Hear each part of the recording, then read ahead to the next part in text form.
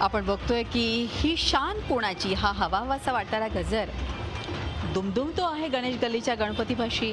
गणेशोत्सवाचे पडघम दरवर्षी त्याच जोमानं वाजत असतात।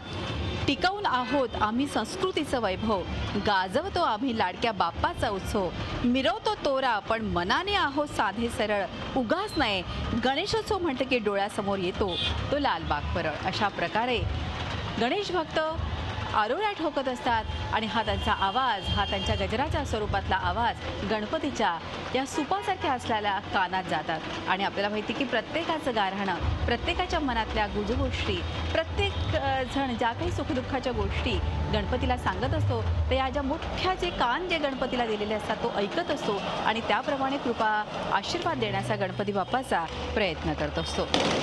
आपल्या संस्कृतीची जोपासना करण्यात आणि सण उत्सव साजरे करण्यात गिरणगावची ख्याती आहे।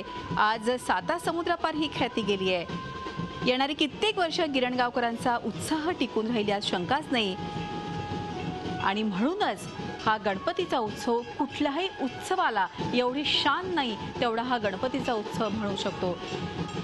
गणपती जसा गणाधिपती आहे, सर्व देवांचा तो राजा असं आपण म्हणू शकतो। या तऱ्हेनं मुंबईचा हा कुठल्याही सणांमध्ये अतिशय महत्त्वाचा असा हा सण म्हणजे गणपती बाप्पाचा सण। गणपती हा गणांचा नायक आहे। गणांचा नायक म्हणजे तो एक नेता आहे, जनसमुदायाचा नेता आहे, रिद्धी सिद्धीचा पती आहे। भक्तांचा सुखकर्ता आणि दुःखहर्ता आणि त्याची प्राप्ती झाल्याशिवाय कुठलेही काम होऊ शकत नाही। त्यामुळे कुठलाही कार्यारंभी आपण या गणपती बाप्पाचीच आराधना करत असतो।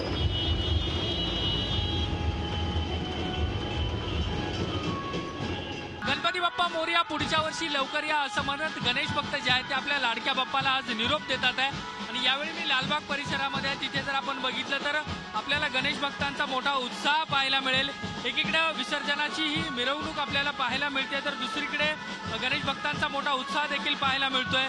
एकीकडे पाऊस कोसळतोय, असं असलं तरी गणेश भक्तांचा उत्साह जो आहे तो कुठेही कमी नाहीये। सकाळपासूनच मुंबईतल्या वेगवेगळ्या ठिकाणी आपल्याला अशा पद्धतीचं चित्र पाहायला मिळतंय। गणेश गल्लीच्या राजाची ही सगळी विसर्जनाची मिरवणूक आहे। ढोल ताशाच्या गजरामध्ये बाप्पाला जो आहे ते या ठिकाणी निरोप दिला जातोय।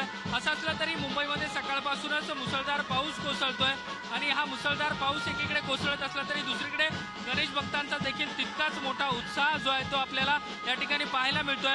गणेश गल्लीचा जो राजा आहे तो आता हळूहळू पुढे सरकतोय। साधारण 10 ते 12 तासानंतर गणेश गल्लीचा राजाचं विसर्जन जे आहे ते गिरगावच्या चौपाटीवर केलं जाणार आहे। त्यामुळे या लालबाग आणि परळ परिसरामध्ये एक वेगळ्याच प्रकारचं वातावरण, उत्साहाचं वातावरण जे आहे ते आपल्याला या ठिकाणी पाहायला मिळतंय। एकूणच 10 दिवस उत्साहात आणि जल्लोषात गणेशोत्सव साजरा केल्यानंतर आज गणेश भक्त जे आहेत ते काहीशे भावूक असले तरी मोठ्या जल्लोषात आणि उत्साहात पाऊस पडत असला तरी त्याचा आनंद घेत बाप्पाला निरोप देताना सगळे गणेश भक्त पाहायला मिळतात आहे। व्हिडिओ जर्नलिस्ट सुमेश भालेरावसह Devendra Kolatkar, Zee media, Mumbai. Zee 24 तास रहा एक पाऊल पुढे।